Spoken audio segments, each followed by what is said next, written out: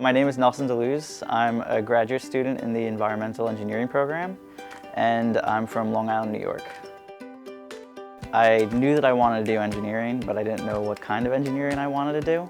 So I was convinced pretty quickly by Dr. Harani, who was the chairperson at the time for civil and environmental engineering, that civil engineering was the way to go. And I think he was right to a large degree, so I chose that as my concentration in engineering. The other thing that played into it was actually the recommendation of a lot of engineers that graduated from the program in past years.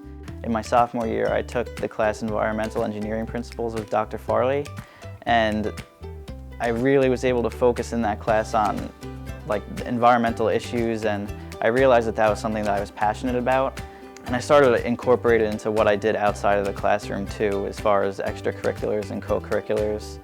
I ended up joining NYWEA, which is New York Water Environment Association, and also getting involved in the CRS Campus Ambassador Program, where I eventually ended up leading a group that focused on water and sanitation, which is pretty closely tied into what we do in the environmental engineering program. I think that the professors here make sure that the experience of learning is personal, and they want to make sure that each student is able to succeed in their own way. One of the biggest things that pushed me to decide definitively to be part of the Environmental Engineering Master's program was my experience on my love trip to Haiti in my junior year.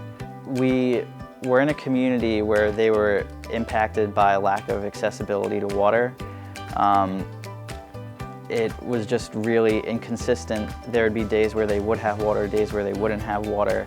And I realized while I was down there that I wanted to make that part of what I want to do as a person, professionally, really helping people to get clean water and cause positive change that can really help improve people's lives on a large scale.